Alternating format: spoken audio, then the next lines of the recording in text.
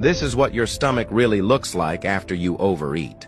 What terrifying changes does your body go through in the 24 hours after overeating?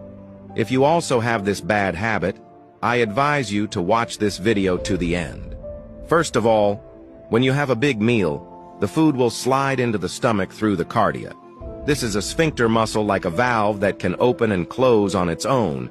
It ensures that the food enters the stomach smoothly and at the same time prevents gastric acid from flowing back, protecting the esophagus from damage. When you overeat, the first organ to suffer is your stomach. The brain will send signals to the stomach to prompt the stomach to expand rapidly. The stomach is only the size of a fist when it's empty, but its capacity can surge dozens of times after overeating, reaching 3,000 or 4,000 milliliters. When the narrow abdominal cavity is filled with the huge stomach, the surrounding organs will also be squeezed. It makes you feel bloated in the abdomen and even gives you a feeling of being unable to catch your breath. Then the stomach starts to digest these piled up foods. It usually only takes 3 hours to finish the work, but in the face of this oversized meal, the stomach has to work overtime for at least 6 hours to barely handle these foods. After the food is initially decomposed in the stomach, it will be pushed into the small intestine. The scene is just like a traffic jam, making it difficult to digest smoothly. In order to deal with these excessive foods, the small intestine has to wriggle frantically at an accelerated speed. At the same time, it also has to mobilize a large amount of bile and pancreatic juice to decompose fats, proteins, and carbohydrates. If you eat too greasy food, these digestive enzymes are simply not enough.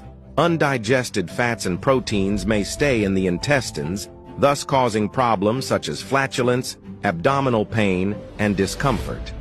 In order to digest these foods, the body will mobilize a large amount of blood to flow to the gastrointestinal tract to ensure that the food can be decomposed and absorbed more smoothly. However, such a distribution means that the blood supply to other organs is reduced. Your brain and limbs may experience insufficient oxygen supply. As a result, we will feel drowsy and weak. Since the amount of food ingested is really too much to be digested in time, when you lie down to sleep at night, the digestive system still has to work overtime to continue absorbing and processing the nutrients in the food, especially the sugars. When too much sugar cannot be consumed immediately, it will be converted into fat and quietly accumulate in the abdomen, thighs, and buttocks. After working overtime all night, your gastrointestinal system finally completely digests and absorbs this excessive meal. Although overeating occasionally will not cause harm to the body, if this kind of binge eating becomes a habit, all the organs of the body will be overburdened from working too much overtime. In the long run, even a machine can't stand it, let alone the human body made of flesh and blood.